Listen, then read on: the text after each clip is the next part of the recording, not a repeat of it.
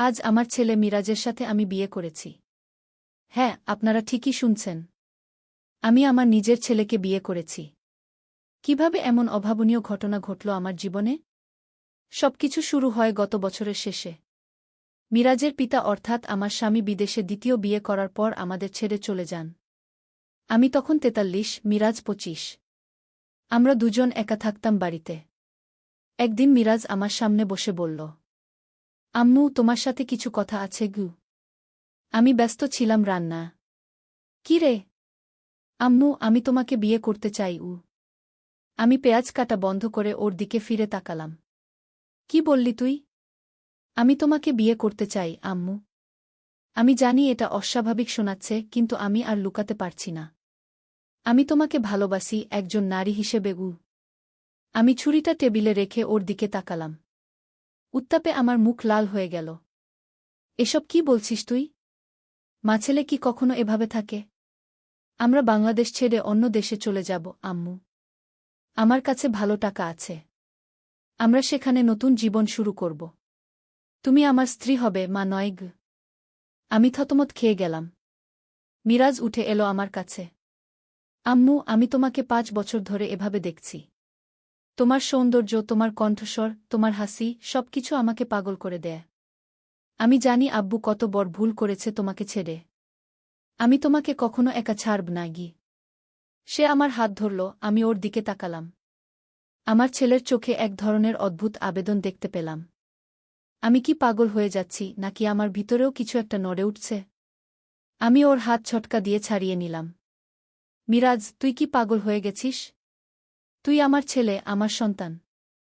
এসব অশ্লীল কথা ভাবতেও আমার লজ্জা করছে। আম্মু, সেটাই তো আসল কথা। মিরাজ একটু পিছু হটল। আমি তোমার ছেলে নই। আমি হতবাক হয়ে গেলাম। কি বলছিস তুই?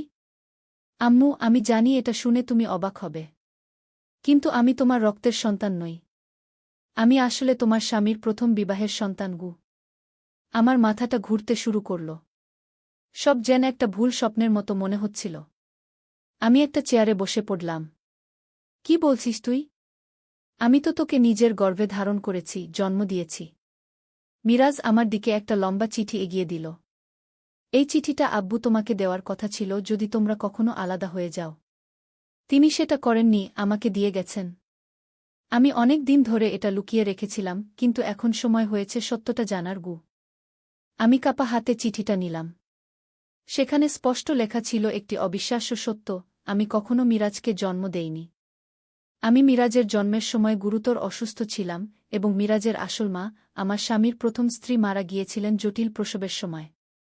আমার স্বামী সব লুকিয়ে রেখেছিলেন আমার থেকে, এমনকি ডাক্তারদের সাথে ষড়যন্ত্র করে আমাকে বিশ্বাস করিয়েছিলেন যে আমি মিরাজকে জন্ম দিয়েছি।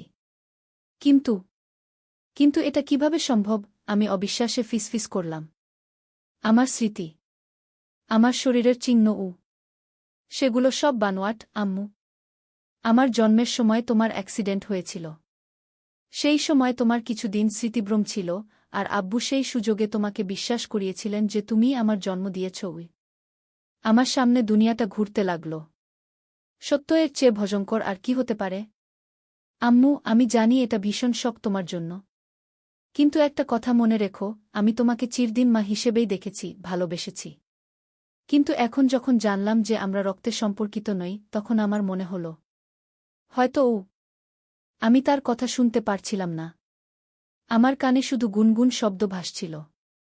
আমার জীবনের ২৪টা বছর, সবটাই মিথ্যার উপর দাঁড়িয়েছিল। আমার সন্তান, যাকে আমি এতদিন আমার ভেবে এসেছি, সে আসলে আমার নয়। আমি একটু একা থাকতে চাই। আমি উঠে দাঁড়ালাম। আমাকে সময় দে মিরাজ। আমি ঘর থেকে বেরিয়ে ছাদে চলে গেলাম। আমার মন বিক্ষুব্ধ। একদিকে আমার মাতৃত্বের সম্পর্ক, অন্যদিকে এক অজানা ভবিষ্যৎ। আমি কি মিরাজকে আর ছেলে হিসেবে দেখতে পারব? আমি কি তাকে অন্য দৃষ্টিতে দেখার কথা ভাবতে পারব? এটা কি অনৈতিক? সারাটা রাত ছাদে দাঁড়িয়ে কাটিয়ে দিলাম। সকাল হতেই আমি সিদ্ধান্ত নিলাম, আমি আমার স্বামীর কাছে সত্যটা জানতে চাইব। তার ফোন নম্বর ডায়াল করলাম, কিন্তু কানেক্ট হচ্ছিল না। অবশেষে তার অফিসে ফোন করলাম। হ্যালো, আমি মিরাজের মা বলছি। আনোয়ার সাহেবের সাথে কথা বলতে চাই। ওপাশ থেকে একটা বিপদগ্রস্ত কণ্ঠস্বর ভেসে এল। আনোয়ার সাহেব, আপনি জানেন না? তিনি তো গত মাসে একটা প্লেন ক্র্যাশে মারা গেছেন গু। আমার হাত থেকে ফোন পড়ে গেল। এখন আসল সত্য জানার একমাত্র উপায় হারিয়ে গেল। আমার কিভাবে বিশ্বাস করা উচিত যে মিরাজ সত্যি বলছে? চিঠিটা হয়তো জাল হতে পারে। আমি সিদ্ধান্ত নিলাম আমাদের পুরনো বাড়ির বেসমেন্টে লুকানো পুরানো দলিলপত্র খুঁজব। আমরা বছর খানেক আগে বাড়ি পরিবর্তন করেছিলাম, কিন্তু পুরানো বাড়িটা এখনও আমাদের। সেটা কেউ ভাড়া নেয়নি। মিরাজকে কিছু না বলে আমি পুরানো বাড়িতে চলে গেলাম। বেসমেন্ট খুঁজতে খুঁজতে আমি একটা বাক্স পেলাম, যেটা আমার স্বামী সবসময় লক করে রাখত। সৌভাগ্যবশত চাবিটা সেখানেই ছিল, এক জায়গা লুকিয়ে। বাক্স খুলতেই আমি হতবাক হয়ে গেলাম। সেখানে অনেক ছবি ছিল, একটি মহিলার ছবি যাকে আমি কখনো দেখিনি। সাথে ছিল হাসপাতালের কিছু কাগজপত্র। তারই মধ্যে একটা জন্ম সার্টিফিকেট, যেখানে মিরাজের মায়ের নাম নূরজাহান লেখা, আমার নাম নয়। আমার হৃদয় ভেঙে টুকরো টুকরো হয়ে গেল। সত্যটা এত ভয়ঙ্কর ছিল যে আমি বাক্সটা ছুঁড়ে ফেলে দিলাম। তখনই বাক্সের তলা থেকে আরও একটা চিঠি পড়ল। এই চিঠিটা আমার স্বামীর হাতের লেখা, কিন্তু এটা আরও আশ্চর্যজনক। চিঠিতে লেখা ছিল যে মিরাজ আসলে আমার স্বামীর ছেলেই নয়। নূরজাহান, যিনি আসলে আমার স্বামীর প্রথম স্ত্রী ছিলেন না, একজন কলেজের বন্ধু ছিলেন, তিনি একটি সম্পর্কের পর গর্ভবতী হন। আমার স্বামী সেই সময় আমাকে বিয়ে করেছিলেন, আর নূরজাহানের সাথে সম্পর্কও চালিয়ে যাচ্ছিলেন। যখন নূরজাহানের সন্তানের জন্ম হয়, তখন আমি এক দুর্ঘটনায় গুরুতর আহত হই এবং আমার গর্ভপাত হয়। আমার স্বামী সেই সুযোগে নূরজাহানের সন্তানকে আমার কাছে নিয়ে আসেন এবং আমাকে বিশ্বাস করান যে সেটি আমারই সন্তান।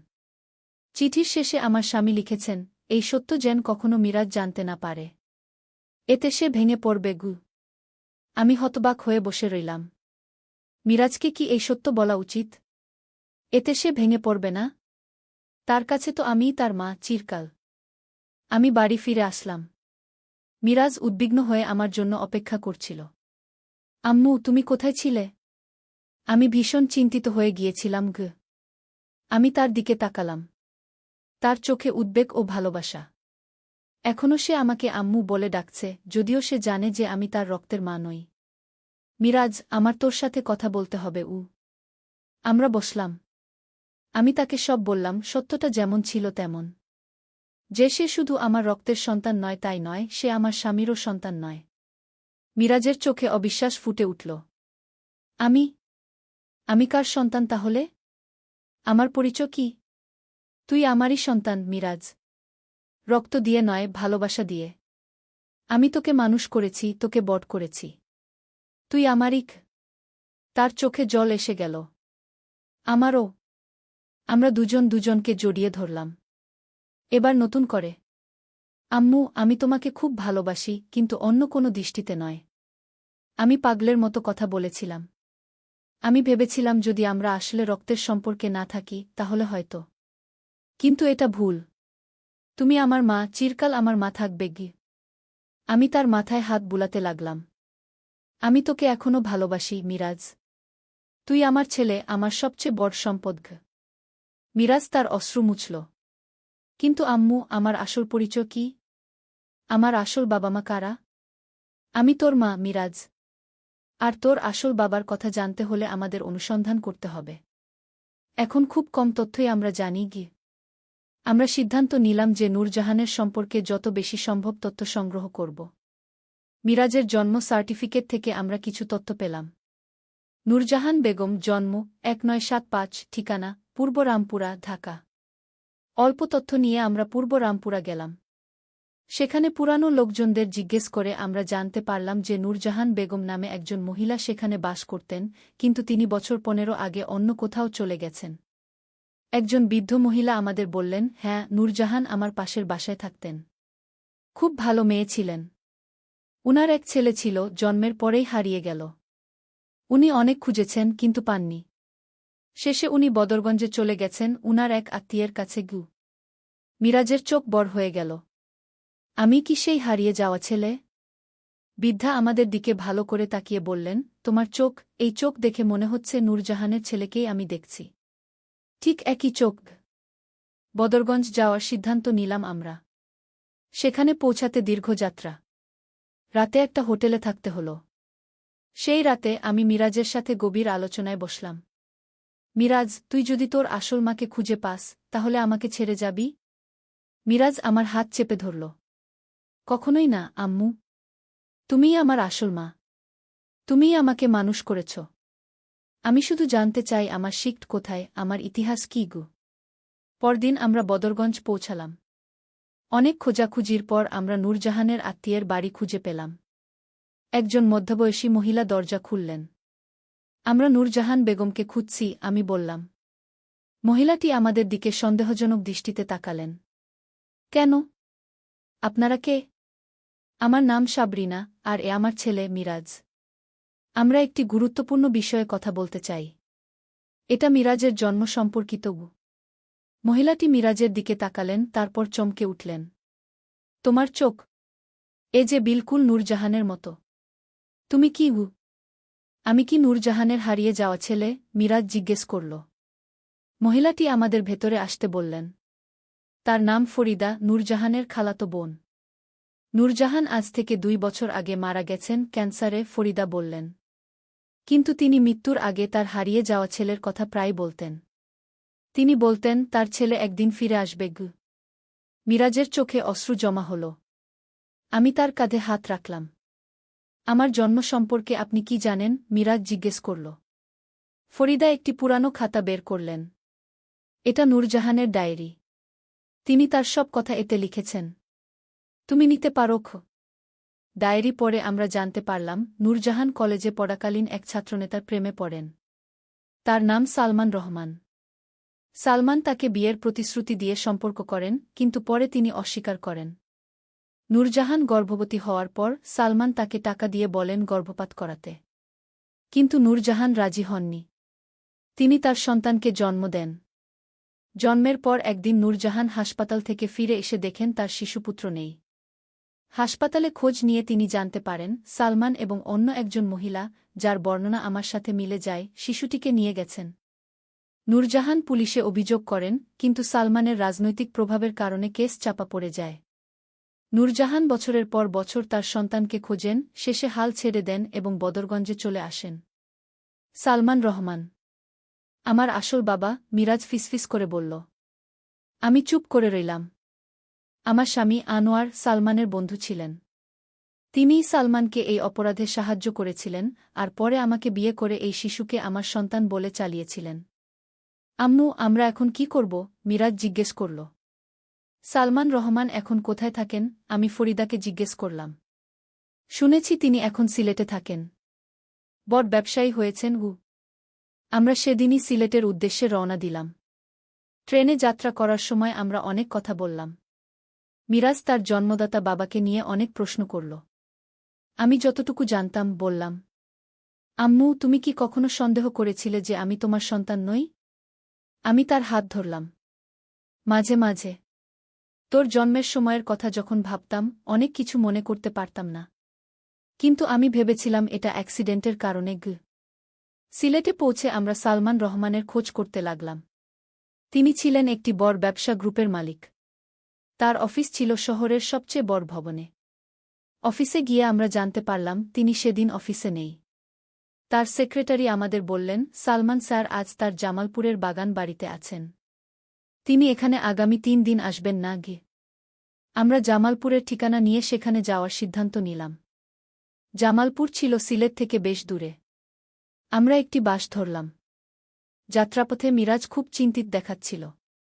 কি হয়েছে? আমি জিজ্ঞেস করলাম। আম্মু, আমি ভয় পাচ্ছি। যদি সে আমাকে তার ছেলে হিসেবে স্বীকার না করে? যদি সে আমাদের দূর করে দেয়? সেটা গুরুত্বপূর্ণ নয় মিরাজ। তুই আমার ছেলে, সেটাই যথেষ্ট। জামালপুর পৌঁছে আমরা একটি ছোট হোটেলে উঠলাম। পরদিন সকালে আমরা সালমান রহমানের বাগান বাড়ির উদ্দেশ্যে রওনা দিলাম।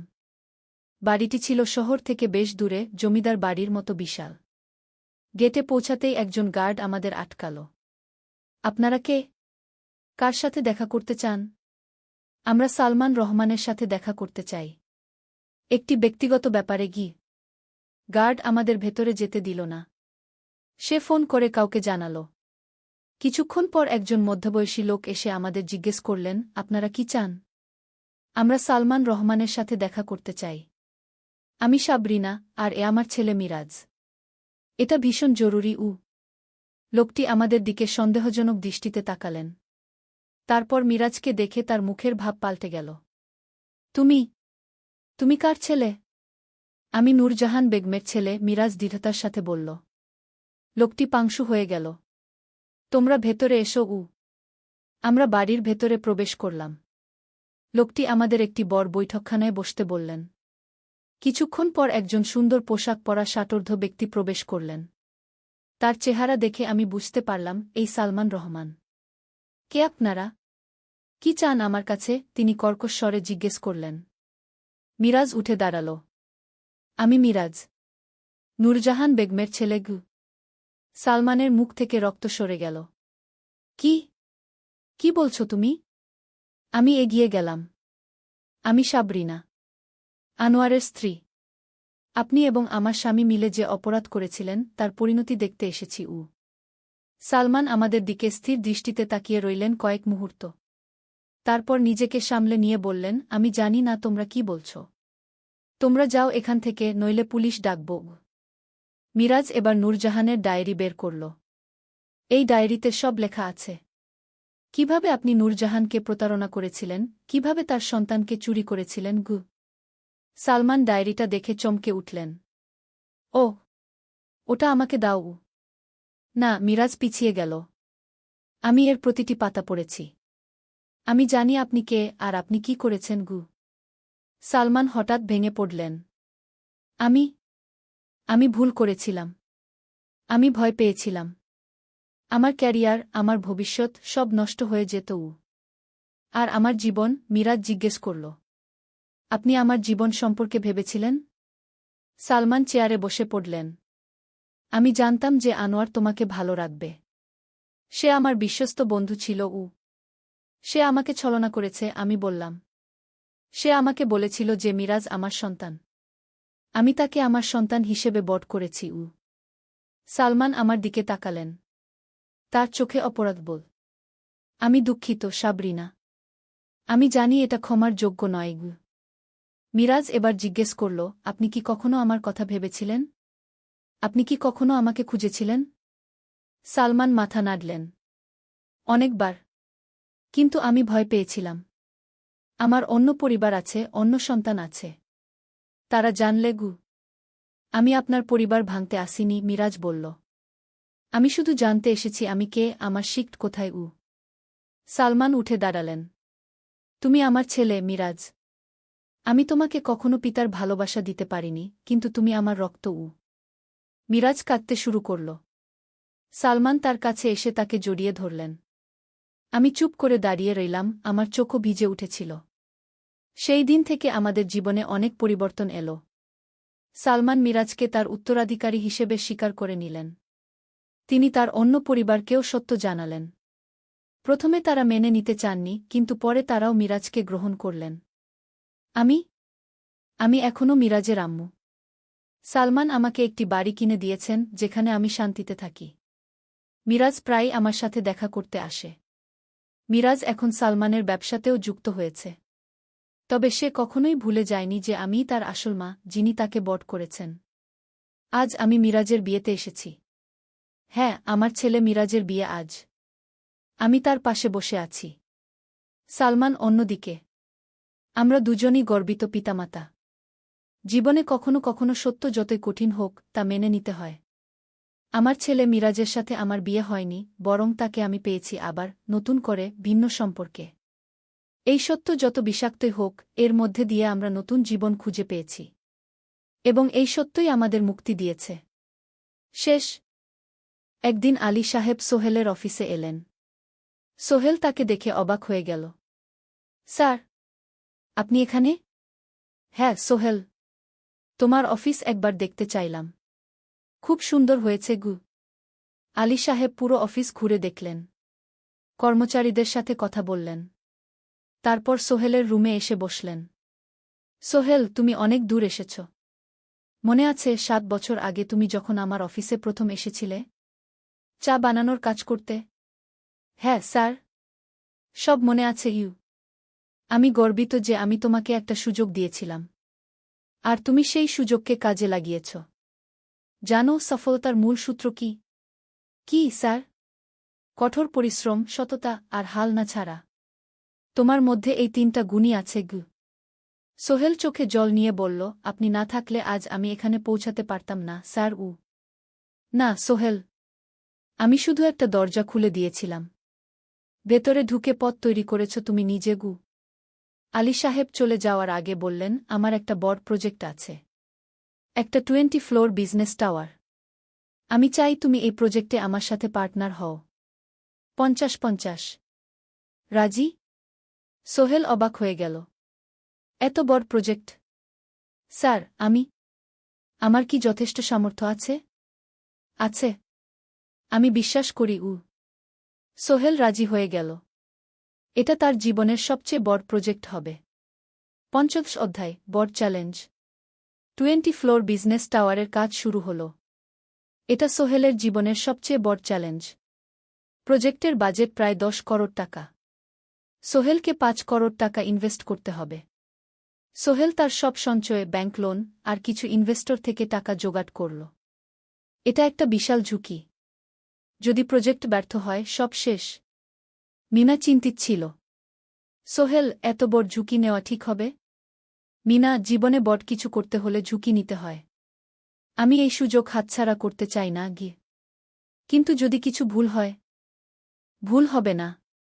আমি আলী সাহেবের সাথে আছি। উনি আমাকে গাইড করবেন। প্রজেক্ট শুরু হল। প্রথম 6 মাস সব ভালোই চলছিল। কাজ সময়মতো হচ্ছে, বাজেট ঠিক আছে। কিন্তু 7 মাসের মাথায় একটা বড় সমস্যা দেখা দিল। একজন প্রধান ইনভেস্টর হঠাৎ তার টাকা ফেরত চাইলেন। তিনি অন্য একটা জরুরি কাজে টাকা লাগবে বলে জানালেন। 1 করোড় টাকা ফেরত দিতে হবে। সোহেল বিপদে পড়ে গেল। 1 করোড় টাকা এখন কোথায় পাবে? প্রজেক্টে সব টাকা ঢেলে দিয়েছে। সে আলী সাহেবের সাথে কথা বলল। আলী সাহেব বললেন, চিন্তা করো না, আমি ব্যবস্থা করছি। কিন্তু আলী সাহেবও বড় একটা প্রজেক্টে আটকে আছেন। তার হাতে লিকুইড ক্যাশ নেই। সোহেল অন্য ব্যাংক থেকে লোন নেওয়ার চেষ্টা করল। কিন্তু ব্যাংক বলল, ইতিমধ্যে তার অনেক লোন আছে, নতুন লোন দিতে পারবে না। সোহেল রাতে ঘুমাতে পারছিল না। খাওয়া দাওয়া বন্ধ করে দিয়েছিল।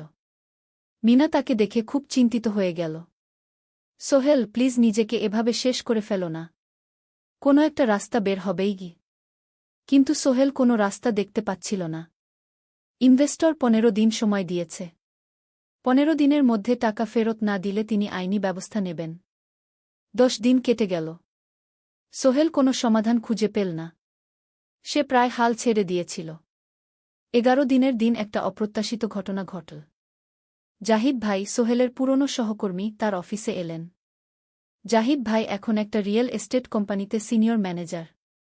সোহেল, আমি তোমার সমস্যার কথা শুনেছি গু। হ্যাঁ ভাই, আমি বিপদে পড়েছি। আমি তোমাকে সাহায্য করতে চাই। আমার কিছু সঞ্চয় আছে। 5 লাখ টাকা। তুমি নাও। সোহেল চোখে জল নিয়ে বলল, ভাই আমি কিছু বলার দরকার নেই। তুমি আমাকে অনেক কিছু শিখিয়েছ। তোমার কাছ থেকে পরিশ্রম আর সততা শিখেছি। এখন আমার পালা তোমাকে সাহায্য করার। জাহিদ ভাই চলে যাওয়ার পর আরও 2 জন এলো। একজন সোহেলের পুরনো ক্লায়েন্ট, আরেকজন তার কর্মচারী। 2 জন মিলে আরও 8 লাখ টাকা দিল। করিম মামা 20 লাখ টাকা ব্যবস্থা করলেন। তার কিছু বন্ধুদের কাছ থেকে ধার করে। মিনা তার সব গয়না বিক্রি করে 10 লাখ টাকা দিল। সবাই মিলে প্রায় 45 লাখ টাকা জোগাড় হল। বাকি 65 লাখ টাকা সোহেল তার অফিসের সব অ্যাসেট বিক্রি করে আর একটা প্রাইভেট ফিন্যান্স কোম্পানি থেকে উচ্চ সুদে লোন নিয়ে ব্যবস্থা করল। ঠিক 14 দিনের দিন সোহেল ইনভেস্টরকে 1 করোড় টাকা ফেরত দিল। ইনভেস্টর টাকা নিয়ে চলে গেলেন। সোহেল তার অফিসে ফিরে এসে চেয়ারে বসে কাঁদল। এত চাপ, এত টেনশন, সব যেন একসাথে বের হয়ে এল। মিনা এসে তাকে জড়িয়ে ধরল। আমরা পেরেছি সোহেল, আমরা পেরেছি গু। 16 অধ্যায়, পুনরুদ্ধার। এই ঘটনার পর সোহেল আরও সাবধান হয়ে গেল। সে বুঝল, ব্যবসায় শুধু সাহস নয়, বুদ্ধিও লাগে। ঝুঁকি নিতে হয়, কিন্তু হিসাব করে। প্রজেক্ট চলতে থাকল। এবার সোহেল আরও সতর্কতার সাথে সবকিছু পরিচালনা করল। প্রতিটা খরচ হিসাব করল, প্রতিটা সিদ্ধান্ত ভেবেচিন্তে নিল। আরও 1 বছর পর 20 ফ্লোর বিজনেস টাওয়ার সম্পন্ন হল। চমৎকার বিল্ডিং, শহরের অন্যতম সুন্দর ভবন। বিল্ডিংয়ের উদ্বোধন অনুষ্ঠানে শহরের মেয়র এলেন। অনেক ব্যবসায়ী, সাংবাদিক এল। সোহেলের নাম পত্রিকা ছাপা হল। স্বপ্নের শহরে এক তরুণ উদ্যোক্তার সফলতার গল্পও। প্রজেক্ট থেকে সোহেলের লাভ হল প্রায় 2 করোড় টাকা। এই টাকা দিয়ে সে সব ঋণ শোধ করল। জাহিদ ভাইয়ের টাকা ফেরত দিল। করিম মামার ঋণ শোধ করল। যারা সাহায্য করেছিল সবাইকে টাকা ফেরত দিল। মিনার জন্য নতুন গয়না কিন। আরও সুন্দর। তার মাকে গ্রামে একটা নতুন পাকা বাড়ি বানিয়ে দিল। মা কাঁদতে কাঁদতে বললেন, তোর বাবা বেঁচে থাকলে কত খুশি হতো। তুই আমার সব স্বপ্ন পূরণ করেছিস গে। সোহেল নিজেদের জন্য একটা ফ্ল্যাট কিন। 4 রুমের ফ্ল্যাট, সমুদ্রের কাছে। এখন আর ভাড়া বাড়িতে থাকতে হয় না। 7ম অধ্যায়, প্রতিদান। সোহেল এখন একজন প্রতিষ্ঠিত উদ্যোক্তা। কিন্তু সে তার শেখ ভোলেনি। যে গ্রাম থেকে সে এসেছে, যারা তাকে সাহায্য করেছে, কাউকেই ভোলেনি। সে তার গ্রামে একটা স্কুল বানিয়ে দিল। সোহেল ফাউন্ডেশন স্কুল কো গরিব ছেলেমেয়েরা ফ্রিতে পড়তে পারবে। ভালো শিক্ষক নিযোগ দিল। ভালো পড়াশোনার ব্যবস্থা করল। শহরে একটা ফ্রি মেডিকেল ক্লিনিক খুলল। গরিব মানুষরা ফ্রিতে চিকিৎসা পাবে। প্রতি বছর 10 জন মেধাবী কিন্তু গরিব ছাত্রছাত্রীকে স্কলারশিপ দেওয়া শুরু করল। তারা বিনামূল্যে পড়াশোনা করতে পারবে। একদিন একটা টিভি চ্যানেল সোহেলের ইন্টারভিউ নিতে এলো। আপনার সফলতার গোপন সূত্র কি? সোহেল একটু ভেবে বলল, কঠোর পরিশ্রম, সততা আর হাল না ছাড়া। এই 3টা জিনিস যদি কারো মধ্যে থাকে, সে যে কোনো কিছু অর্জন করতে পারে। আর সবচেয়ে বড় কথা, যারা আমাকে সাহায্য করেছে তাদের ছাড়া আমি কিছুই না। একা কেউ সফল হতে পারে না গি। আপনার পরবর্তী স্বপ্ন কি? আমি চাই আরও মানুষকে সাহায্য করতে। আমার মতো যারা গ্রাম থেকে শহরে আসে তাদের জন্য একটা ট্রেনিং সেন্টার খুলব। তারা সেখানে বিভিন্ন স্কিল শিখতে পারবে, চাকরি পাবে, নিজের পায়ে দাঁড়াতে পারবে। 8ম অধ্যায়, নতুন প্রজন্ম। আরও 5 বছর কেটে গেল। সোহেল এখন 45 বছরের। তার মেয়ে সারা এখন 9 বছরের। স্কুলে ক্লাস 4-এ পড়ে। খুব মেধাবী মেয়ে। একদিন সারা বাবাকে জিজ্ঞেস করল, বাবা, তুমি কিভাবে এত বড় হলে? আমার বন্ধুরা বলে তুমি একজন সফল মানুষ গো। সোহেল তাকে কোলে নিয়ে বসল। বাবা, তুমি জানো তোমার দাদু ছিলেন একজন স্কুল শিক্ষক। খুব সৎ মানুষ। কিন্তু আমরা গরিব ছিলাম। আমি রিকশা চালাতাম গো। রিকশা? সত্যি? হ্যাঁ। তারপর আমি এই শহরে এলাম। অনেক কষ্ট করেছি। কিন্তু হাল ছাড়িনি। মানুষ আমাকে সাহায্য করেছে। আর আমি কঠোর পরিশ্রম করেছি। বাবা, আমিও কি তোমার মতো হতে পারব? অবশ্যই পারবে বাবা। তবে মনে রেখো, সফলতা মানে শুধু টাকা পয়সা না। সফলতা মানে ভালো মানুষ হওয়া, অন্যদের সাহায্য করা, সৎ থাকা। সারা মাথা নাডল। আমি ভালো মানুষ হব বাবাবু। সোহেল তার মেয়েকে জড়িয়ে ধরল। মনে মনে ভাবল, তার জীবনের সব কষ্ট সার্থক হয়েছে। মিনা রান্নাঘর থেকে ডাকল, খাবার তৈরি। এসো। সোহেল সারাকে নিয়ে ডাইনিং টেবিলে গেল। ঋতু এসেছে। সে এখন বিয়ে করেছে, তার একটা ছেলে হয়েছে। সোহেলের মা মাঝে মাঝে চট্টগ্রামে বেড়াতে আসেন। আজও এসেছেন। সবাই মিলে খেতে বসল। হাসিগল্পে ভরা পরিবার। সোহেল তাকাল তার মায়ের দিকে, মিনার দিকে, সারার দিকে, ঋতুর দিকে। মনে হল, জীবনে আর কি চাই? খাওয়া শেষে সবাই বসে রইল। গল্প করছিল। হঠাৎ সোহেলের ফোন বাজল। অফিস থেকে। একটা জরুরি বিষয়। সোহেল ফোন রেখে দিয়ে মিনাকে বলল, একটা নতুন প্রজেক্টের প্রস্তাব এসেছে। একটা এতিমখানা বানানোর কাজ। সরকারি প্রজেক্ট। তুমি নেবে? অবশ্যই। এটা আমার স্বপ্নের প্রজেক্ট। যেসব বাচ্চাদের বাবা মা নেই তাদের জন্য একটা সুন্দর জায়গা। মিনা হাসল। তুমি কখনো বদলাও না। এখনো অন্যদের কথা ভাবো। এটাই তো জীবন মিনা। শুধু নিজের জন্য বাঁচলে কি হবে? 19 অধ্যায়, উত্তরাধিকার। 10 বছর আরও কেটে গেল। সোহেল এখন 55 বছরের। তার চুলে পাক ধরেছে। কিন্তু শক্তি এখনও আগের মতোই। সারা এখন 19 বছরের। সে বিশ্ববিদ্যালয়ে ইঞ্জিনিয়ারিং পড়ছে। সে চায় বাবার মতো কনস্ট্রাকশন ইন্ডাস্ট্রিতে কাজ করতে। একদিন সারা বাবাকে বলল, বাবা, আমি তোমার কোম্পানিতে কাজ করতে চাই। এখনও তো তোর পড়াশোনা বাকি। জানি, কিন্তু আমি এখন থেকেই শিখতে চাই। ছুটির দিনে তোমার সাথে সাইটে যেতে চাই। দেখতে চাই কিভাবে কাজ হয়। সোহেল খুশি হয়ে গেল। তার মেয়ে তার পথ অনুসরণ করতে চায়। ঠিক আছে, কিন্তু শর্ত হল তোকে সবকিছু নিজ থেকে শিখতে হবে। কোনো স্পেশাল ট্রিটমেন্ট পাবি না। আমি তো তাই চাই, বাবাগু। সারা তার বাবার সাথে কাজ শিখতে শুরু করল।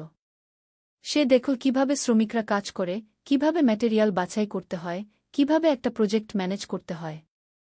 সোহেল তাকে কোনো সহজ পথ দিল না। সারাকেও সবার মতো কষ্ট করতে হল। সাইটে রোদে দাঁড়িয়ে থাকতে হল। শ্রমিকদের সাথে কথা বলতে হল। কিন্তু সারা হাল ছাড়ল না। সে তার বাবার মেয়ে। পরিশ্রম করতে জানে। 3 বছর পর সারা গ্রাজুয়েট হল। সে সোহেলের কোম্পানিতে জুনিয়র প্রজেক্ট ম্যানেজার হিসেবে যোগ দিল। সোহেল ধীরে ধীরে সারাকে বড় দায়িত্ব দিতে শুরু করল। সারা তার বাবার মতোই সৎ, পরিশ্রমী। 20 অধ্যায়, সমাপ্তি নয়, নতুন শুরু। আরও 5 বছর পর সোহেল এখন 60 বছরের। সে সিদ্ধান্ত নিল, এবার অবসর নেওয়ার সময় এসেছে। কোম্পানির দায়িত্ব সারাকে দেবে। একটা অনুষ্ঠান করা হল। সোহেল আনুষ্ঠানিকভাবে কোম্পানির চেয়ারম্যান পদ থেকে অবসর নিল। সারা হল নতুন ম্যানেজিং ডিরেক্টর। সোহেল তার বক্তব্যে বলল, আমি যখন এই শহরে এসেছিলাম আমার পকেটে ছিল মাত্র 5,000 টাকা। একটা ছোট্ট ব্যাগ। আর অনেক স্বপ্ন। আজ 40 বছর পর আমি পেছনে ফিরে তাকাই, দেখি একটা দীর্ঘ পথ। সেই পথে অনেক কষ্ট ছিল, অনেক বাধা ছিল। কিন্তু ছিল অনেক ভালোবাসাও। অনেক মানুষের সাহায্যও। আমি বিশ্বাস করি সফলতা একা আসে না। এটা আসে অনেক মানুষের সমর্থন, ভালোবাসা আর বিশ্বাস নিয়ে। আমি যা কিছু অর্জন করেছি তা আমার একার না। এটা আমার পরিবারের, আমার কর্মচারীদের, আমার বন্ধুদের, সবার। আজ আমি আমার মেয়ে সারার হাতে এই দায়িত্ব তুলে দিচ্ছি। আমি জানি সে আমার চেয়ে ভালো করবে। কারণ সে শিখেছে আমার ভুল থেকে, আমার অভিজ্ঞতা থেকে। অনুষ্ঠান শেষ হল।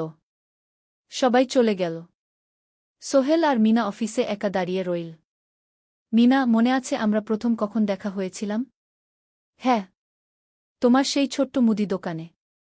তুমি বিস্কুট কিনতে এসেছিলে। কে ভেবেছিল সেই দিন থেকে আমাদের এই পর্যস্বপ্নের শহর। প্রথম অধ্যায়, যাত্রা শুরু। সকাল 7টা বেজে গেছে। ঢাকার কমলাপুর রেলস্টেশনে মানুষের ভিড়। চারদিকে চা বিস্কুট বিক্রেতাদের চিৎকার, ট্রেনের হর্ন আর যাত্রীদের কোলাহল। এই বিশাল ভিড়ের মধ্যে একটা ছোট্ট ব্যাগ হাতে দাঁড়িয়ে আছে সোহেল। বয়স মাত্র 22। গায়ের রং শ্যামলা, চোখে স্বপ্নের ঝিলিক। ভাইজা, চট্টগ্রামের টিকিট আছে? সোহেল টিকিট কাউন্টারের সামনে দাঁড়িয়ে জিজ্ঞেস করল। আছে। 3 টাকা। কাউন্টারের লোকটা উত্তর দিল। সোহেল তার পকেট থেকে টাকা বের করল। মোট 5,000 টাকা। এই টাকা সে জমিয়েছে গত 3 বছরে রিকশা চালিয়ে। তার স্বপ্ন ছিল চট্টগ্রাম গিয়ে একটা ভালো চাকরি পাওয়া। গ্রামে আর থাকতে চায় না সে। বাবা মারা গেছেন 10 বছর আগে।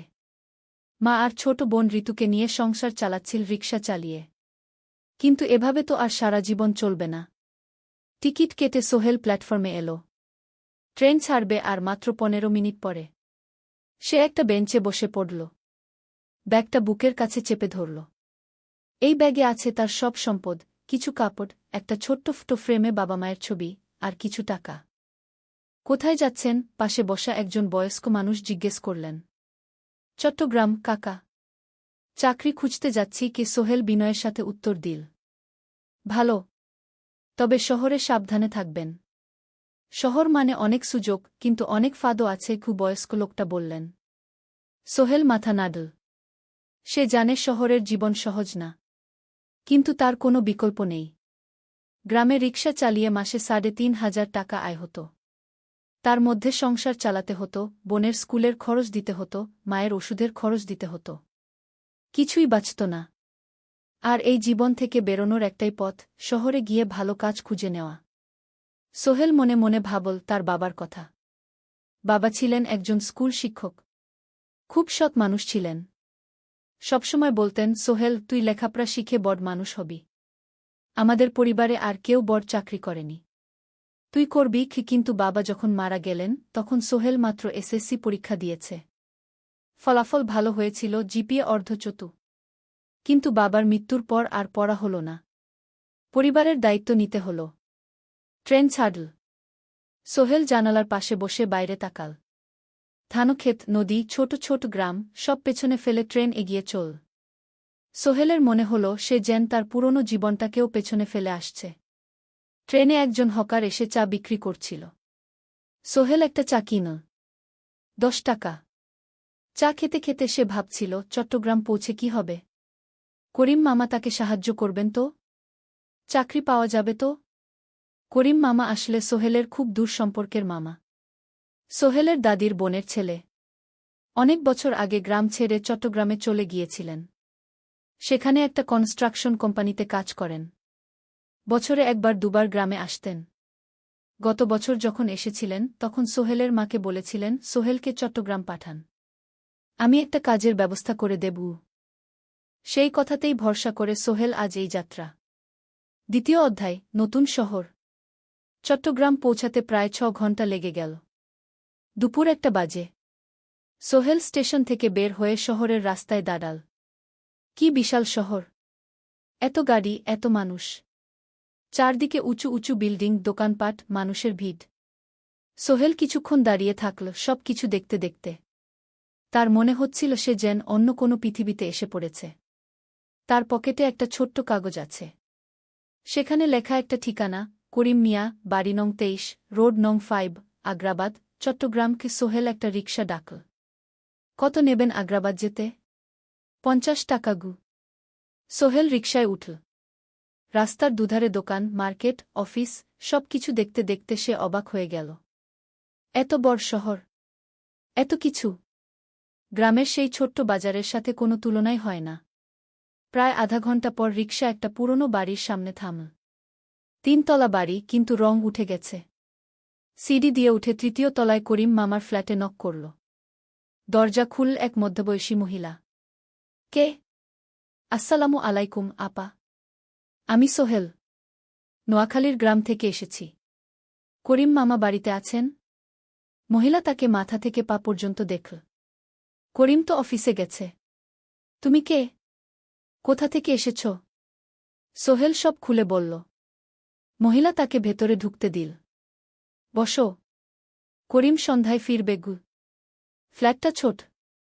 2টো রুম, একটা ছোট্ট রান্নাঘর আর একটা বাথরুম। কিন্তু সোহেলের কাছে খুব সুন্দর লাগল। গ্রামের সেই টিনের ঘরের চেয়ে তো অনেক ভালো। মহিলা তার নাম জানাল, সালমা। করিম মামার স্ত্রী। তাদের 2টো ছেলে, একজন ক্লাস 8-এ পড়ে, আরেকজন ক্লাস 5-এ। খেয়েছ? সালমা আপা জিজ্ঞেস করল।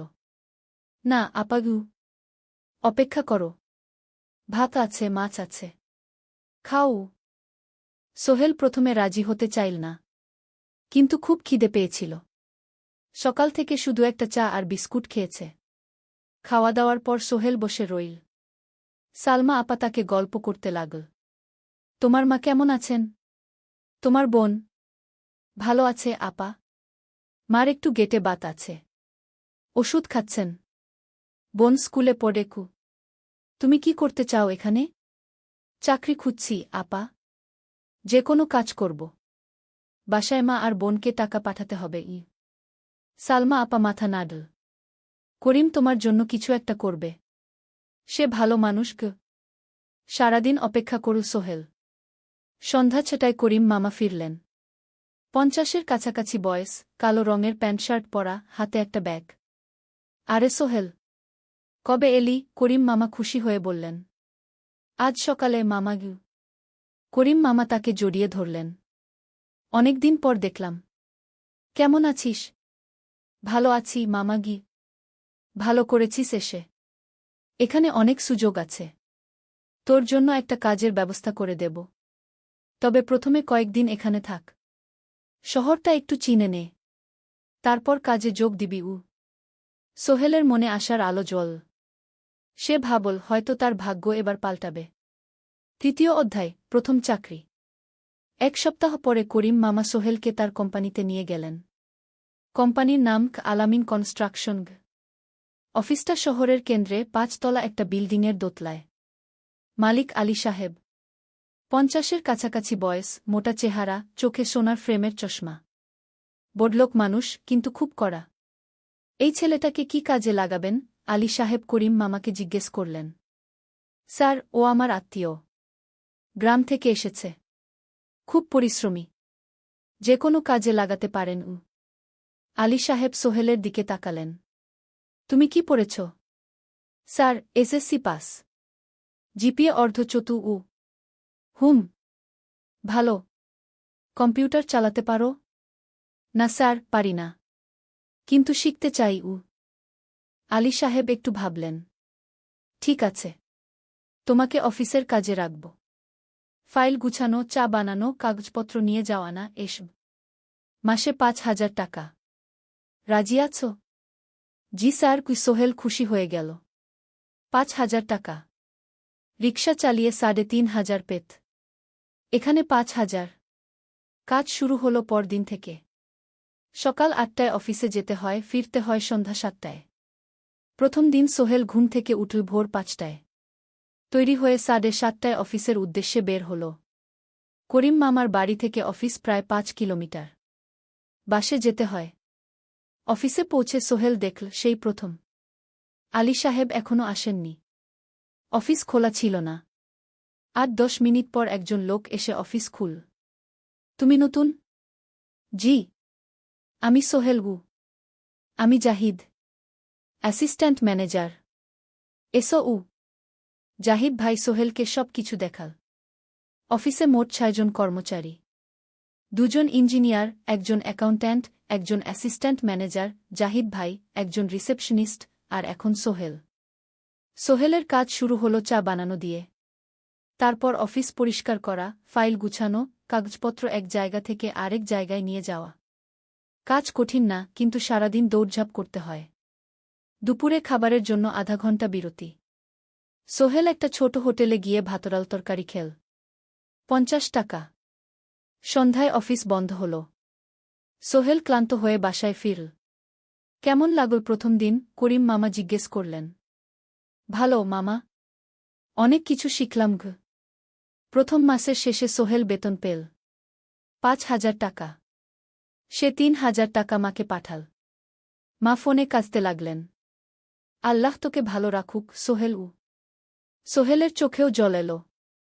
তার মনে হল সে একটা বড় কাজ করতে পেরেছে।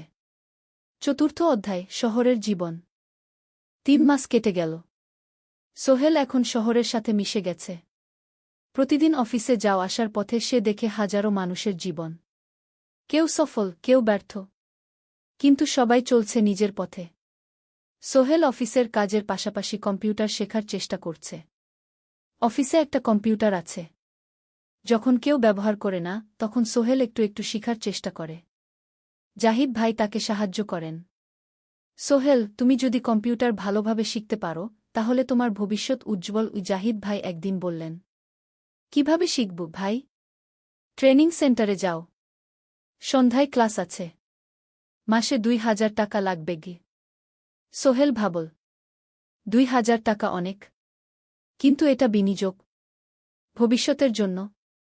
সে একটা ট্রেনিং সেন্টারে ভর্তি হল। সপ্তাহে ৩ দিন, সন্ধ্যা ৭:৩০ থেকে রাত ৯টা পর্যন্ত ক্লাস। কম্পিউটারের basic, word, excel, PowerPoint, internet ব্যবহার। একদিন অফিস থেকে ফেরার সময় সোহেল একটা দোকানে চা খেতে গেল। দোকানের পাশেই একটা ছোট্ট মুদি দোকান। সেখানে একটা মেয়ে বসে আছে।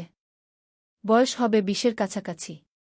সাদাসিধে চেহারা, সাদা শাড়ি পরা, কিন্তু চোখে এক ধরনের দৃঢ়তা।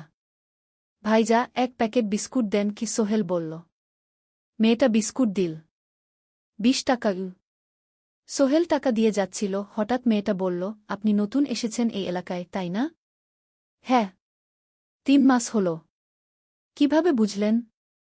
আপনার চেহারা দেখেই বোঝা যায়। এখনও গ্রামের ছোঁয়া আছে। আর আপনি প্রতিদিন এই পথ দিয়ে যান।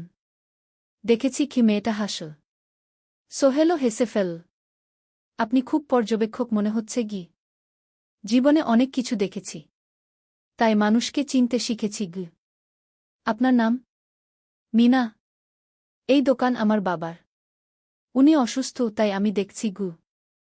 সেদিন থেকে সোহেল প্রায়ই সেই দোকানে যেতে শুরু করল। মিনার সাথে গল্প করত। ধীরে ধীরে তাদের মধ্যে একটা বন্ধুত্ব তৈরি হল। মিনাও তার জীবনের গল্প বলল। মিনার মা মারা গেছেন যখন সে মাত্র 7 বছরের। বাবা আব্দুল হামিদ একা হাতে মিনাকে বড় করেছেন। মুদি দোকান দিয়ে সংসার চালান। মিনা কলেজে পড়ে, অনার্স সেকেন্ড ইয়ার। সকালে কলেজে যায়, দুপুরে ফিরে এসে দোকান সামলায়। বাবার হার্টের সমস্যা আছে, তাই ভারী কাজ করতে পারেন না। তোমার স্বপ্ন কি? একদিন সোহেল জিজ্ঞেস করল। গ্র্যাজুয়েশন শেষ করে একটা ভালো চাকরি করব। তারপর বাবাকে ভালো চিকিৎসা করাব। তুমি? আমিও চাকরি করে পরিবারকে ভালোভাবে দেখভাল করতে চাই। মা আর বোনকে নিয়ে শহরে আনব একদিন ঘু। দুজনেই নিজেদের স্বপ্নের কথা বলতে গিয়ে বুঝল তাদের স্বপ্ন অনেকটা একই রকম। ৫ম অধ্যায়, বিপদ। ৬ মাস কেটে গেল। সোহেল এখন আলী সাহেবের খুব প্রিয় কর্মচারী। সে শুধু চা বিস্কুট দেওয়ার কাজই করে না, এখন কম্পিউটারেও কিছু কাজ শিখেছে। ছোটখাটো টাইপিং, ডেটা এন্ট্রি এসব করতে পারে। আলী সাহেব খুশি হয়ে তার বেতন বাড়িয়ে ৮,০০০ টাকা করে দিয়েছেন। একদিন রাতে সোহেল অফিস থেকে ফিরছিল। সেদিন একটু দেরি হয়ে গেছে। রাত প্রায় ৯টা। সাধারণত সোহেল সন্ধ্যা ৭:৩০টায় ফিরে। কিন্তু সেদিন অফিসে একটা জরুরি কাজ ছিল। বাস থেকে নেমে সোহেল বাড়ির দিকে হাঁটছিল। হঠাৎ একটা অন্ধকার গলিতে ৩ জন লোক তাকে ঘিরে ধরল। তাদের চেহারা দেখেই বোঝা যাচ্ছিল ভালো উদ্দেশ্য নিয়ে আসেনি। টাকা দে তাড়াতাড়ি, একজন বলল। তার হাতে একটা ছুরি। সোহেল ভয় পেয়ে গেল। ভাই, আমার কাছে খুব কম টাকা আছে গি। যা আছে দে। তাড়াতাড়ি করো। সোহেল কাঁপতে কাঁপতে তার পকেট থেকে ৫ টাকা বের করে দিল। এই টাকা দিয়ে সে বাজার করবে ভেবেছিল। কিন্তু ছিনতাইকারীরা সন্তুষ্ট হল না। শুধু ৫ টাকা? তোর ব্যাগে কি আছে? তারা সোহেলের ব্যাগ কেড়ে নিল। ব্যাগে ছিল তার মোবাইল, কম্পিউটার ট্রেনিং সেন্টারের সার্টিফিকেট আর কিছু গুরুত্বপূর্ণ কাগজপত্র। না ভাই, ব্যাগটা ফেরত দেন। ওতে আমার জরুরি জিনিস আছে। মোবাইল নিয়ে নেন, কিন্তু ব্যাগটা দেন গু। কিন্তু ওরা শুনল না। একজন সোহেলকে জোরে ধাক্কা দিল। সোহেল পড়ে গেল। মাথা রাস্তার কংক্রিটে ধাক্কা লেগে গেল। রক্ত বের হল। ৩ জন দৌড়ে পালিয়ে গেল। কিছুক্ষণ সোহেল অজ্ঞান হয়ে পড়ে রইল। তারপর ধীরে ধীরে জ্ঞান ফিরল। মাথায় প্রচণ্ড ব্যথা। সে উঠে দাঁড়ানোর চেষ্টা করল, কিন্তু মাথা ঘুরছিল। কোনোমতে একটা দেয়াল ধরে দাঁড়াল। একজন পথচারী তাকে দেখে থামল। কি হয়েছে ভাই? ছিনতাই হয়েছে গি। এসো, আমি তোমাকে হাসপাতালে নিয়ে যাই। কিন্তু সোহেল রাজি হল না। না, ঠিক আছি। বাড়ি যেতে পারব। সে কোনোমতে করিম মামার বাড়িতে পৌঁছাল। দরজা খুলেই সালমা আপা চিৎকার করে উঠলেন। ও আল্লাহ! কি হয়েছে? করিম মামা দৌড়ে এলেন। সোহেলকে ভেতরে নিয়ে গেলেন। তার মাথায় জল ঢেলে রক্ত পরিষ্কার করলেন। ক্ষতটা বেশ গভীর। হাসপাতালে যেতে হবে কি? করিম মামা বললেন। তারা একটা অটোরিকশা নিয়ে নিকটস্থ হাসপাতালে গেলেন। ডাক্তার সোহেলের মাথায় ৩টা সেলাই দিলেন। বলল, ১ সপ্তাহ বিশ্রাম নিতে হবে। কোনো ভারী কাজ করা যাবে না। হাসপাতাল থেকে ফিরে সোহেল শুয়ে রইল। তার মনে হচ্ছিল সবকিছু শেষ হয়ে গেছে। মোবাইল চলে গেছে, গুরুত্বপূর্ণ কাগজপত্র চলে গেছে। এখন ১ সপ্তাহ অফিস করতে পারবে না। পরদিন সকালে করিম মামা আলী সাহেবকে ফোন করে সব জানালেন। আলী সাহেব বললেন, ঠিক আছে। সোহেল ভালো হয়ে এলে আসবে। চিন্তার কিছু নেই গি। মিনা যখন এই খবর শুনল, সে সন্ধ্যায় সোহেলকে দেখতে এল। করিম মামার বাড়িতে। সাথে এনেছিল কিছু ফল। কি হয়েছিল? মিনা চিন্তিত গলায় জিজ্ঞেস করল। সোহেল সব বলল। মিনা রেগে গেল। এই শহরে এখন অনেক অপরাধ বেড়ে গেছে। পুলিশ কিছু করে না। তুমি পুলিশে রিপোর্ট করেছ? না। লাভ নেই। তবুও করা উচিত। তোমার মোবাইলটা হয়তো খুঁজে পাওয়া যাবে কি। করিম মামা সোহেলকে নিয়ে পুলিশ স্টেশনে গেলেন। জেনারেল ডায়েরি করলেন। কিন্তু পুলিশ খুব একটা আশা দিল না। দেখি কিছু করা যায় কিনা গু। সোহেল বুঝল মোবাইল আর ফিরবে না। সেই এক সপ্তাহ সোহেলের জীবনের সবচেয়ে কঠিন সময় ছিল। সে শুধু শারীরিকভাবেই ক্ষতিগ্রস্ত হয়নি, মানসিকভাবেও ভেঙে পড়েছিল। প্রতিরাতে দুঃস্বপ্ন দেখত। সেই ৩ জন ছিনতাইকারীর মুখ ভুলতে পারছিল না। মিনা প্রায় প্রতিদিন আসত। তাকে সাহস দিত। তুমি হাল ছেড়ো না সোহেল। জীবনে এরকম খারাপ সময় আসে।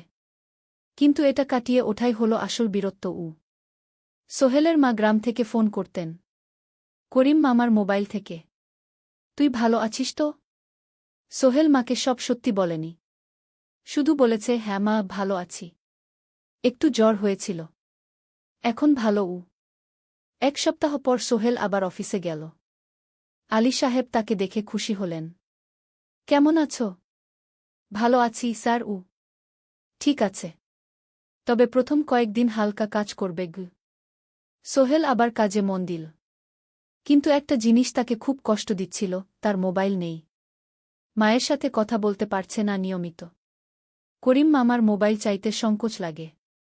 একদিন জাহিদ ভাই তাকে ডাকলেন। সোহেল, আমার একটা পুরনো মোবাইল আছে। তুমি ব্যবহার করো? না ভাই, আমি নাও। আমার কাজে লাগছে না। তুমি রাখো গু। সোহেল কৃতজ্ঞতায় প্রায় কেঁদে ফেল। ধন্যবাদ ভাই। মোবাইল পেয়ে সোহেল প্রথমেই মাকে ফোন করল। মা খুব খুশি হলেন। এতদিন ফোন করিসনি কেন? মা, মোবাইলটা নষ্ট হয়ে গিয়েছিল। নতুন নিয়েছি। মায়ের গলায় স্বস্তি ফুটে উঠল। ৬ষ্ঠ অধ্যায়, নতুন সুযোগ। আরও ৩ মাস কেটে গেল। সোহেল পুরোপুরি সুস্থ হয়ে গেছে। তার জীবন আবার স্বাভাবিক হয়ে এসেছে। সে এখন কম্পিউটার ট্রেনিং শেষ করেছে। সার্টিফিকেট পেয়েছে। কিন্তু একটা ঘটনা তার জীবনে বড় পরিবর্তন নিয়ে এলো। একদিন সকালে আলী সাহেব তাকে ডাকলেন। সোহেল, বসো। সোহেল বসল। মনে একটু ভয় লাগছিল। আলী সাহেব কি তাকে বকবেন? সোহেল, তুমি তো এখন কম্পিউটার চালাতে পারো? জি স্যার, একটু একটু শিখেছি। ভালো। আমি তোমার কাজ দেখছি। তুমি খুব পরিশ্রমী। আর সৎ। আমাদের কোম্পানিতে এরকম মানুষের দরকার গু। সোহেল কিছু বুঝতে পারছিল না। আমি তোমাকে একটা সুযোগ দিতে চাই। আমাদের কোম্পানি একটা ট্রেনিং প্রোগ্রাম চালু করছে নতুন কর্মচারীদের জন্য। ৬ মাসের কোর্স। কম্পিউটার অ্যাকাউন্টিং, ভবন নির্মাণের হিসাব নিকাশ, প্রজেক্ট ম্যানেজমেন্ট সব শিখবে। কোম্পানি সব খরচ দেবে। ট্রেনিংয়ের সময় তোমার বেতনও চলবে। রাজি আছো? সোহেল বিশ্বাস করতে পারছিল না। স্যার, সত্যি? আমাকে এত বড় সুযোগ দিচ্ছেন? হ্যাঁ। তুমি ভালো ছেলে। পরিশ্রমী। আমি তোমাকে এগিয়ে দিতে চাই। ভবিষ্যতে তুমি এই কোম্পানির একজন গুরুত্বপূর্ণ কর্মচারী হবে। সোহেল কৃতজ্ঞতায় প্রায় কেঁদে ফেল। ধন্যবাদ স্যার। আমি কঠোর পরিশ্রম করব। আমি জানি। সেদিন সন্ধ্যায় সোহেল মিনার দোকানে গেল। মিনাকে খবরটা দিল। মিনা খুব খুশি হল। তার চোখে জল এসে গেল। তুমি পারবে সোহেল। আমি জানি। সোহেল তার মা আর বোনকেও ফোন করে খবরটা দিল। মা কাঁদতে লাগলেন। তোর বাবা বেঁচে থাকলে কত খুশি হতো। ট্রেনিং শুরু হলো পরের মাস থেকে। প্রতিদিন সকালে ৩ ঘন্টা ক্লাস, তারপর বাকি সময় অফিসের কাজ। ক্লাসে ৫ জন নতুন কর্মচারী। সবাই তরুণ, উৎসাহী। শিক্ষক ছিলেন একজন অভিজ্ঞ ইঞ্জিনিয়ার। নাম রহিম স্যার। তিনি খুব ভালোভাবে সব কিছু বুঝাতেন। কম্পিউটার অ্যাকাউন্টিং, এক্সেলে জটিল ক্যালকুলেশন, প্রজেক্টের বাজেট তৈরি, সময় ব্যবস্থাপনা সব। সোহেল পুরো মনোযোগ দিয়ে শিখতে লাগল। সন্ধ্যায় বাড়ি ফিরে প্র্যাকটিস করত। করিম মামার ছেলের কাছ থেকে একটা ল্যাপটপ ধার নিত কখনো কখনো। ৬ মাস পরে ট্রেনিং শেষ হল। সবাই সার্টিফিকেট পেল। আলী সাহেব একটা অনুষ্ঠান করলেন। সোহেল সেরা পারফর্মার হিসেবে একটা বিশেষ পুরস্কার পেল, ৫,০০০ টাকা বোনাস। আলী সাহেব ঘোষণা করলেন, সোহেল, আজ থেকে তুমি আমাদের জুনিয়র অ্যাকাউন্ট অ্যাসিস্ট্যান্ট। তোমার বেতন 15,000 টাকা গু। সোহেল অবাক হয়ে গেল। 8,000 থেকে 15,000, প্রায় দ্বিগুণ। সেদিন রাতে সোহেল ঘুমাতেই পারল না। খুশিতে, উত্তেজনায় তার চোখে ঘুম নেই। সে ভাবল তার জীবন কিভাবে বদলে যাচ্ছে।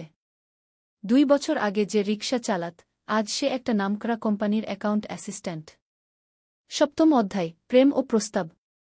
1.5 বছর হয়ে গেল সোহেলের চট্টগ্রাম আসার। সে এখন একজন সফল যুবক। তার মা গ্রামে খুব খুশি। প্রতি মাসে সোহেল 10,000 টাকা পাঠায়। ছোট বোন ঋতু এখন কলেজে ভর্তি হয়েছে সোহেলের পাঠানো টাকায়। মায়ের চিকিৎসাও ভালোভাবে হচ্ছে। মিনার সাথে সোহেলের সম্পর্ক এখন আর শুধু বন্ধুত্ব নয়। দুজন দুজনকে ভালোবাসে। কিন্তু কেউ কাউকে সরাসরি বলার সাহস পায়নি। প্রতিদিন দেখা হয়, গল্প হয়, কিন্তু সেই একটা কথা বলা হয়ে ওঠে না। একদিন শুক্রবার ছুটির দিন। সোহেল মিনাকে বলল, আজ কি একটু ঘুরতে যাবে? কোথায়? পতেঙ্গা বিচ। তুমি কি কখনো গেছ? না। কিন্তু আমার দোকান গু। শুক্রবার। তোমার বাবা সামলাবে গু। মিনা রাজি হয়ে গেল। দুপুরে দুজনে বাস নিয়ে পতেঙ্গা গেল।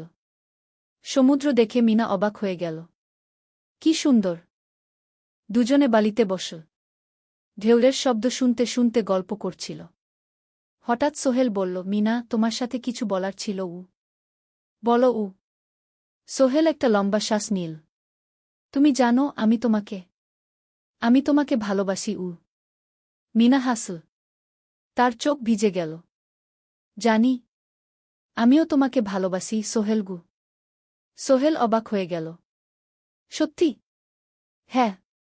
অনেকদিন ধরেই জানি। তুমি আমার জীবনে এসে সব কিছু বদলে দিয়েছ। তোমার সাথে থাকলে আমার মনে হয় আমি যে কোনো কিছু করতে পারব গু।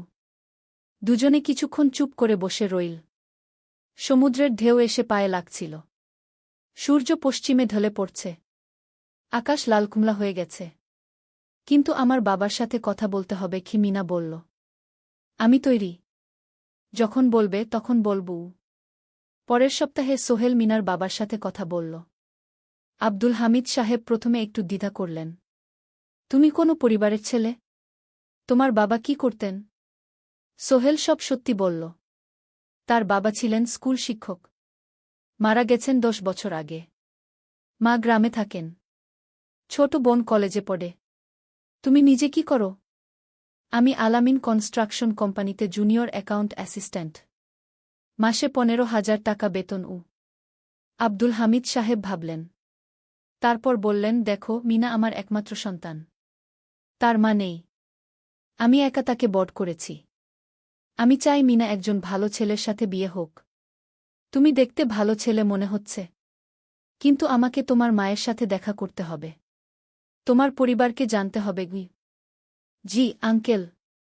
আমি ব্যবস্থা করছি। সোহেল খুশিতে আটখানা। সে সেদিন রাতেই তার মাকে ফোন করল। মাকে সব বলল। মা প্রথমে অবাক হলেন। তারপর খুশি হলেন। মিনা মেয়েটা কেমন? খুব ভালো মা। তুমি দেখলে পছন্দ করবে। ঠিক আছে। আমি আর ঋতু আসছি চট্টগ্রাম। 2 সপ্তাহ পর সোহেলের মা আর বোন চট্টগ্রাম এল। সোহেল তাদের নিয়ে মিনার বাড়িতে গেল। 2 পরিবার একসাথে বসল। মিনার বাবা সোহেলের মাকে দেখে খুশি হলেন। সোহেলের মা সহজ সরল ভদ্রমহিলা। আপনার ছেলে খুব ভালো। মিনা তাকে পছন্দ করে। আমিও রাজি গো, আব্দুল হামিদ সাহেব বললেন। আমার সোহেল সৎ ছেলে। মিনাকে খুব ভালোবাসে। আমি জানি ও মিনাকে সুখে রাখবে। কি? সোহেলের মা বললেন। বিয়ের তারিখ ঠিক হল 3 মাস পর। এই 3 মাসে সোহেল যথেষ্ট টাকা জমাবে। বিয়ে হবে সাদামাটা কিন্তু সুন্দর। 8ম অধ্যায়, নতুন পথ। 3 মাস কেটে গেল দ্রুত। সোহেল প্রতিদিন কঠোর পরিশ্রম করছিল। অফিসে তার কাজের প্রশংসা হচ্ছে। আলী সাহেব তাকে এখন ছোটখাটো প্রজেক্টের হিসাব দেখতে দিচ্ছেন। সোহেল তার সঞ্চিত টাকা দিয়ে বিয়ের আয়োজন করল। বিয়ে হল মিনার বাড়ির কাছের একটা কমিউনিটি সেন্টারে। খুব বেশি লোক আসেনি। 2 পরিবারের আত্মীয় স্বজন আর অফিসের কয়েকজন সহকর্মী। কিন্তু অনুষ্ঠান ছিল খুব সুন্দর। সোহেল যখন মিনাকে বিয়ের পোশাকে দেখল তার মনে হল পৃথিবীর সবচেয়ে সুন্দর মেয়ে সে। লাল শাড়ি পরা, মুখে হালকা মেকআপ, কিন্তু তার স্বাভাবিক সৌন্দর্য ছিল আসল। বিয়ের পর সোহেল একটা ছোট্ট ফ্ল্যাট ভাড়া নিল। 2 রুমের ফ্ল্যাট, মাসে ভাড়া 5,000 টাকা। মিনা এখনও তার পড়াশোনা চালিয়ে যাচ্ছে। আরও 1 বছর বাকি গ্র্যাজুয়েশন শেষ হতে। সোহেলের মা আর বোন গ্রামে ফিরে গেল। মা বলে গেলেন, সোহেল, মিনাকে ভালো রাখিস। মেয়েরা অনেক ত্যাগ করে সংসার করতে গু। জানি মা গু। নতুন জীবন শুরু হল। সোহেল সকালে অফিসে যায়, সন্ধ্যায় ফেরে। মিনা সকালে কলেজে যায়, দুপুরে ফিরে রান্না করে, ঘর গোছায়। সন্ধ্যায় দুজনে একসাথে বসে পড়াশোনা করে, গল্প করে, টিভি দেখে। জীবন সুন্দর ছিল, কিন্তু চ্যালেঞ্জও ছিল। মাসিক খরচ, ভাড়া 5,000, বাজার 3,000, বিদ্যুৎ গ্যাস 1,000, মায়ের জন্য 5,000, মিনার কলেজের খরচ 1,200। মোট প্রায় 14,000 টাকা। বাঁচত মাত্র 1,000 খানেক। কিন্তু সোহেল হাল ছাড়ল না। সে সন্ধ্যায় একটা কম্পিউটার ট্রেনিং সেন্টারে পার্ট টাইম পড়ানো শুরু করল। সপ্তাহে 3 দিন 2 ঘন্টা করে। এতে মাসে আরও 3,000 টাকা আসতে লাগল। মিনাও বসে থাকল না। সে বাড়িতে বসে কয়েকজন স্কুলের ছাত্রছাত্রীকে টিউশন পড়াতে শুরু করল। মাসে 2,000 টাকা আয়। এভাবে কেটে গেল 6 মাস। দুজন মিলে পরিবার চালাচ্ছে, স্বপ্ন দেখছে। একদিন সোহেল বলল, মিনা, আমি একটা নতুন স্বপ্ন দেখছি গু। কি? আমি নিজে একটা ছোট্ট কনস্ট্রাকশন কোম্পানি খুলতে চাই। ছোট ছোট প্রজেক্ট নেব। বাড়ি মেরামত, ছোট বিল্ডিং বানানো, এসব। তোমার কি যথেষ্ট অভিজ্ঞতা আছে? আছে। আমি 2 বছর ধরে এই কাজের সাথে জড়িত। অনেক কিছু শিখেছি। আর আলী সাহেবও আমাকে সাহায্য করবেন গু। কিন্তু টাকা কোথায়? কোম্পানি খুলতে তো অনেক টাকা লাগবে গি। আমি জমাচ্ছি। আরও 1 বছর কাজ করব। তারপর চেষ্টা করব। মিনা তাকে সমর্থন দিল। তুমি পারবে। তোমার মধ্যে সেই শক্তি আছে গি। 9ম অধ্যায়, চ্যালেঞ্জের সময়। কিন্তু ভাগ্য সবসময় অনুকূলে থাকে না। সোহেল যখন স্বপ্ন দেখছিল নিজের কোম্পানি খোলার, তখনই একটা বড় সমস্যা এলো। আলী সাহেবের কোম্পানি একটা বড় প্রজেক্ট পেয়েছিল। একটা 10তলা বিল্ডিং বানানোর কাজ। কিন্তু প্রজেক্টের প্রধান ইনভেস্টর হঠাৎ পালিয়ে গেল। তিনি কোম্পানির কাছ থেকে প্রায় 50 লাখ টাকা নিয়ে গেছেন, কিন্তু কাজ শেষ হয়নি। কোম্পানি বড় ক্ষতির মুখে পড়ল। আলী সাহেব অনেক কর্মচারীকে ছাঁটাই করতে বাধ্য হলেন। প্রায় 10 জনকে চাকরি থেকে বাদ দিলেন। বাকিদের বেতন কমাতে হল। সোহেলকে আলী সাহেব ডেকে বললেন, সোহেল, আমি তোমাকে রাখতে চাই। তুমি বিশ্বস্ত কর্মচারী। কিন্তু তোমার বেতন কমাতে হবে। 15,000 থেকে 10,000। সোহেল মনে মনে চিন্তায় পড়ে গেল। 10,000 টাকায় সংসার চলবে কিভাবে?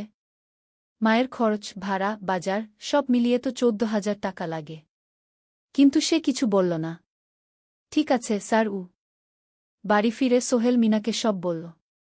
মিনা চিন্তিত হয়ে গেল। এখন কি হবে? চিন্তা করো না। আমি পার্ট টাইম টিউশনির সময় বাড়াব। আর তুমিও বেশি করে টিউশন নাও। কিন্তু আমার তো পড়াশোনাও আছে গি। জানি। কিন্তু এখন এটাই করতে হবে গু। সোহেল সন্ধ্যায় আরও 2টো জায়গায় পার্ট টাইম কাজ খুঁজল। একটা দোকানে সন্ধ্যায় হিসাব দেখার কাজ পেল। মাসে 2,000 টাকা। আরেকটা জায়গায় সপ্তাহান্তে কম্পিউটার রিপেয়ারের কাজ পেল। মাসে 1,500 টাকা। মিনাও 3 জন নতুন স্টুডেন্ট নিল টিউশনে। তার আয় বাড়ল 2,000 থেকে 3,500-এ। কঠিন সময় ছিল। সোহেল সকাল 8টায় অফিসে যেত, সন্ধ্যা 6টায় ফিরত। তারপর একটু বিশ্রাম নিয়ে 7:30টায় বের হতো পার্ট টাইম কাজে। রাত 10টায় বাড়ি ফিরত। রবি সোমবার কম্পিউটার রিপেয়ারের কাজ। মিনাও সকালে কলেজে যেত, দুপুরে ফিরে রান্না করত, তারপর বিকেলে টিউশন পড়াত। রাতে খাওয়া দাওয়ার পর পড়াশোনা করত। দুজনেরই শরীর খারাপ হতে শুরু করল। সোহেল একদিন অফিসে অজ্ঞান হয়ে পড়ে গেল। ডাক্তার দেখাতে নিয়ে গেল। ডাক্তার বলল, অতিরিক্ত পরিশ্রম। শরীরে পুষ্টির অভাব। ঠিকমতো খাচ্ছেন না মনে হচ্ছে গি। সত্যি কথা, খরচ বাঁচাতে সোহেল আর মিনা অনেক সময় কম খেত। মাংস মাছ কিনত সপ্তাহে 1 দিন। বাকি সময় শাকসবজি, ডাল। মিনা সোহেলকে বলল, আর নয় সোহেল, তুমি এভাবে নিজেকে শেষ করে ফেলছ। আমার পড়াশোনা বন্ধ করে দিই। আমি ফুল টাইম চাকরি করি গিয়ে। না, সোহেল জোর দিয়ে বলল। তোমার পড়াশোনা বন্ধ হবে না। আরও মাত্র 6 মাস বাকি। তুমি গ্রাজুয়েট হবেই গু। কিন্তু তুমি আমি ঠিক হয়ে যাব। চিন্তা করো না গে। কিন্তু পরিস্থিতি আরও খারাপ হলো যখন সোহেলের মায়ের অসুখ হল। হার্টের সমস্যা। হাসপাতালে ভর্তি করতে হল। খরচ 50,000 টাকা। সোহেলের হাতে এত টাকা কোথায়? সে করিম মামার কাছে ধার চাইল। করিম মামা 20,000 টাকা দিলেন। বাকি 30,000 টাকা সোহেল একটা এনজিও থেকে ঋণ নিল। সুদের হার মাসে 2%। মায়ের চিকিৎসা হল। তিনি সুস্থ হয়ে গেলেন। কিন্তু সোহেল এখন ঋণের বোঝায় পড়ে গেল। প্রতি মাসে 3,000 টাকা করে কিস্তি দিতে হবে। সেই রাতে সোহেল আর মিনা বিছানায় শুয়ে কথা বলছিল। সোহেল বলল, মিনা, আমি মনে হয় ভুল করেছি। শহরে এসে বিয়ে করে তোমাকে কষ্টে ফেলেছি গু। মিনা তার হাত ধরল। না সোহেল, তুমি ভুল করনি। জীবনে এরকম খারাপ সময় আসে, কিন্তু এটা কাটিয়ে ওঠাই হলো আসল শক্তি। আমরা একসাথে আছি, একসাথে থাকব। সব কিছু ঠিক হয়ে যাবে। মিনার কথায় সোহেল একটু সাহস পেল। হ্যাঁ, হাল ছাড়া যাবে না। 10ম অধ্যায়, আলোর দিকে। 3 মাস পরে পরিস্থিতি একটু ভালো হতে শুরু করল। আলী সাহেবের কোম্পানি একটা নতুন প্রজেক্ট পেল। একটা স্কুল বিল্ডিং বানানোর কাজ। কোম্পানি আবার স্থিতিশীল হতে শুরু করল। আলী সাহেব সোহেলকে ডেকে বললেন, সোহেল, আমি তোমার কঠোর পরিশ্রম দেখেছি। খারাপ সময়েও তুমি কোম্পানি ছেড়ে যাওনি। আমি কৃতজ্ঞ। আজ থেকে তোমার বেতন আবার 15,000 টাকা গু। সোহেল খুশি হয়ে গেল। ধন্যবাদ স্যার। মিনাও গ্রাজুয়েশন শেষ করল। ভালো ফলাফল করল। সে এখন চাকরি খুঁজছে। একদিন মিনা একটা প্রাইভেট স্কুলে শিক্ষিকার ইন্টারভিউ দিতে গেল। ইন্টারভিউ ভালো হল। তাকে নিযোগ দেওয়া হল। বেতন 12,000 টাকা। সেদিন সন্ধ্যায় দুজনে মিলে একটা ছোট্ট পার্টি করল। একটা বিরিয়ানি কিনল, কোমল পানীয় কিনল। দুজনে মিলে খেল। আমরা পেরেছি সোহেল, মিনা বলল। হ্যাঁ, আমরা পেরেছি গু। এখন দুজনের মিলিয়ে আয় 27,000 টাকা। খরচ চালানোর পর প্রায় 10,000 টাকা বাঁচে। সোহেল এই টাকা দিয়ে লোন শোধ করতে শুরু করল। পার্ট টাইম কাজগুলো ছেড়ে দিল। শরীরের যত্ন নেওয়া শুরু করল। আরও 6 মাস পরে সোহেলের কাছে একটা বড় সুযোগ এল। আলী সাহেব একদিন তাকে ডাকলেন। সোহেল, তুমি কি নিজের ব্যবসা করতে চাও?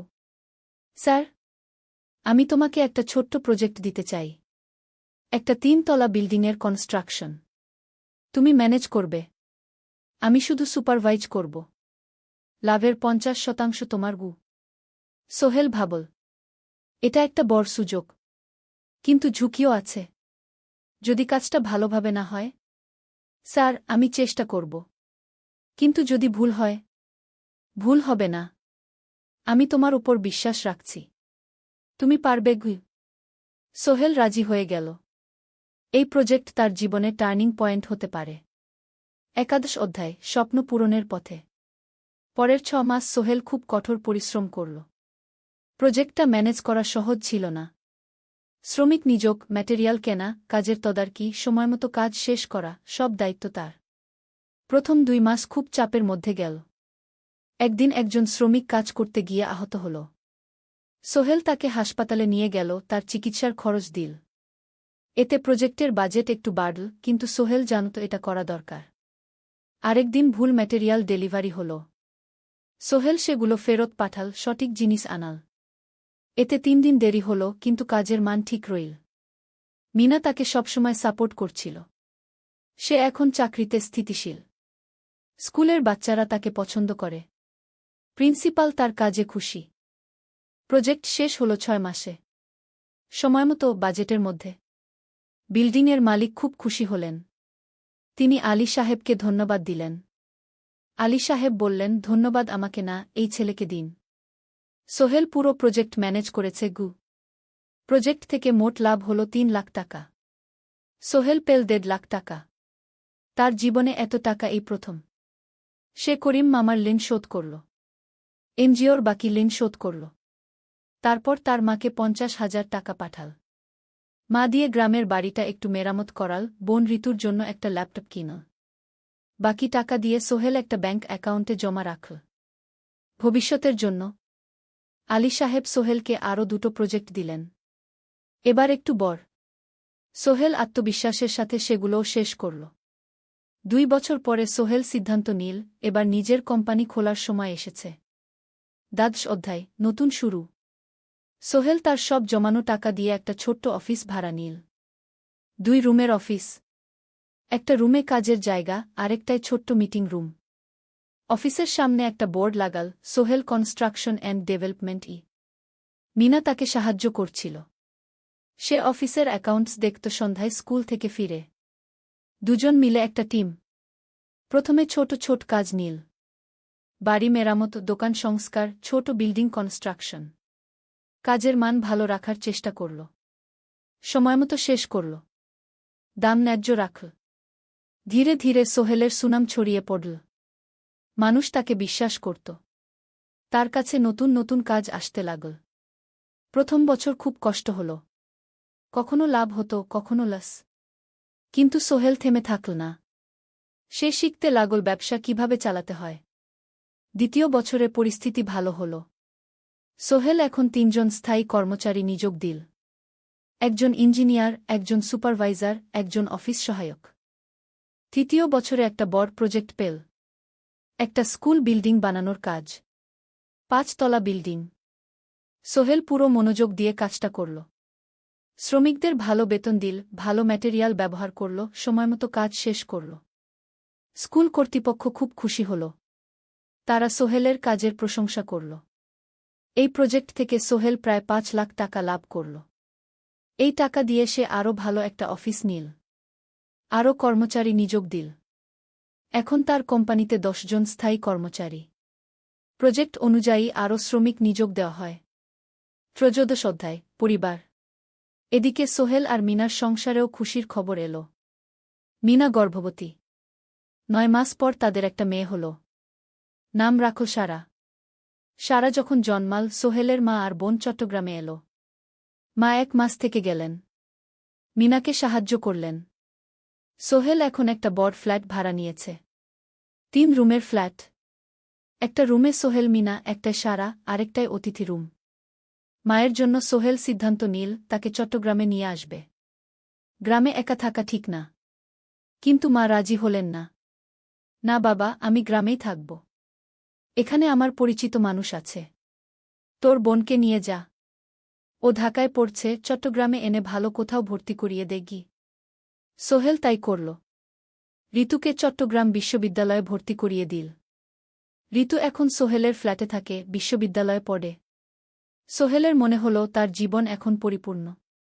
স্ত্রী, মেয়ে, বোন সবাই তার কাছে। ব্যবসা ভালো চলছে। মা গ্রামে সুখে আছেন। চতুর্দশ অধ্যায়, সফলতার শিখরে। 5 বছর কেটে গেল। সোহেল এখন একজন সফল উদ্যোক্তা। তার কোম্পানি কি সোহেল কনস্ট্রাকশন অ্যান্ড ডেভেলপমেন্ট এখন চট্টগ্রামে বেশ পরিচিত। প্রায় 30 জন কর্মচারী তার অধীনে কাজ করে। সোহেল এখন শুধু ছোট প্রজেক্ট করে না, বড় বড় প্রজেক্টও করে। একটা 8 তলা বিজনেস কমপ্লেক্স বানানোর কাজ পেয়েছে। একটা হাসপাতাল বিল্ডিং বানাচ্ছে। মিনা এখনও স্কুলে পড়ায়। সে এখন ভাইস প্রিন্সিপাল। সাথে সোহেলের কোম্পানির অ্যাকাউন্টস ম্যানেজার। 2 জন মিলে ব্যবসা চালা। সারা এখন 4 বছরের। স্কুলে ভর্তি হয়েছে। খুব চালাক মেয়ে। ঋতু বিশ্ববিদ্যালয় থেকে গ্রাজুয়েট হয়ে একটা ব্যাংকে চাকরি পেয়েছে। একদিন আলী সাহেব